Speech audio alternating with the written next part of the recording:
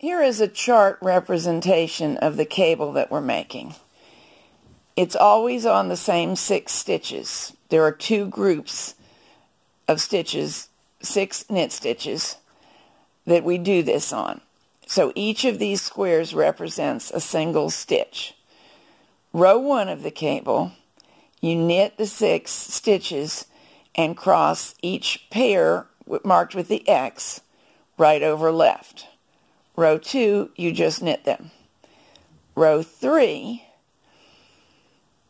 knit 3 stitches, cross stitch number 2 and stitch number 3 left over right.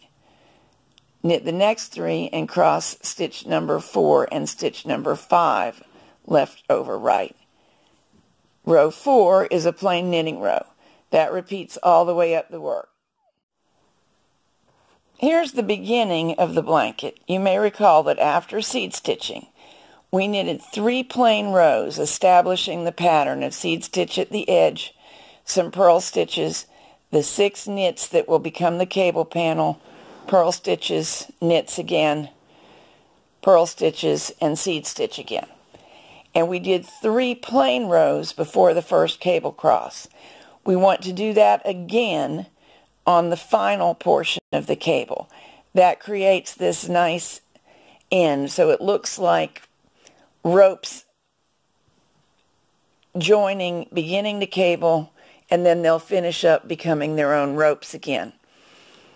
So here is the final row on which I've made cable crosses. These are stitches 1 through 6 here. 2 and 3 have been crossed left over right. 4 and 5 have been crossed left over right. And 1 and 6 have had a little rest, just being purl stitches.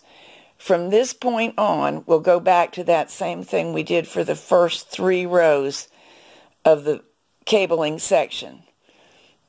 Seed stitch at each end of the row, some purls, 6 plain knits. This is the 4 purls that are between the cable panels, 6 plain knits, 3 purls, and the other end of the seed stitch area. So do that for 3 rows, and that will complete the cable panel.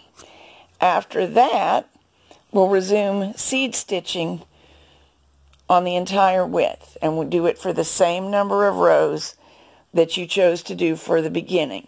In my case, it was 32. If you altered that, that's fine. Just do the same thing again. Unless, of course, you want your top and bottom to be different. There is nothing to figure out here because we kept the pattern continuous all the way up both edges. Therefore, I can see, for example, this stitch was purled last row. So it will be knitted next row. But actually, here's my working yarn, so it's better to think of it going this way. This one should be a purl. The next a knit. Sometimes you have to pull down a little like I'm doing to be sure what you're looking at. So we should purl, knit, purl, knit, purl, knit, purl, knit, purl, knit, just as we've been doing. And then just keep going. Purl, knit, purl, knit, purl, knit, and it'll all come out right. So that's where we are now. We're going to do 3 plain rows in the cable continuum, but not actually crossing any stitches, to finish up the cable panel section, and then resume knitting seed stitch for 32 more rows. Now, take another look at that and think about how we begin and how we end, so that we can talk about the number of rows actually knitted. For your first panel, it doesn't really matter how many rows it is, because you just knit to the length that you really want, but you need to match the second panel to the first. That's why we need to pay attention. Down here where my thumb is, we knitted 3 plain rows before beginning row 1 of the cable cross.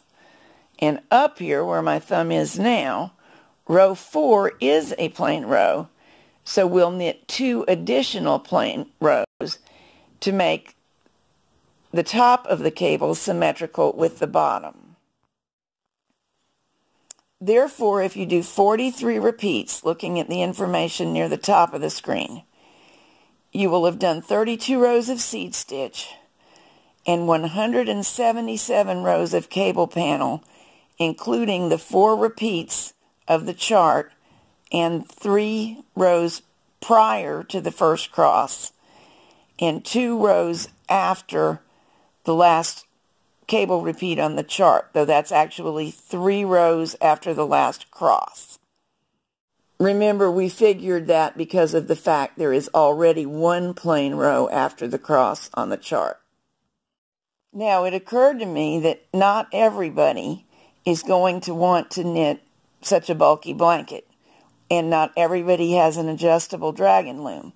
If you wanted to knit using your regular gauge loom, you could easily set it up to get 3 stitches per inch using a regularly bulky yarn, not a super bulky as I'm using. But most number 5 yarns could get about 3 stitches per inch, and you would end up following the same exact instructions and making 2 panels with a 28-inch wide blanket. And you could make it any length you wanted. That's a great baby blanket. 21 inches is a small blanket, but suitable for a newborn or a stroller or a cradle.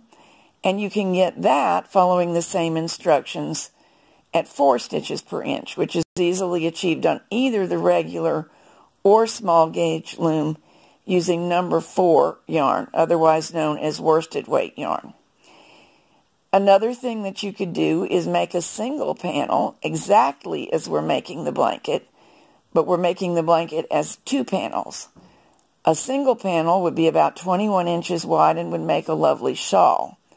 And in all of these cases, the length is so adjustable that you need not worry much about your row gauge. Just find out what it is, make the pieces as long as you want them to be, and then if you're using additional panels, match panel 2 to panel 1.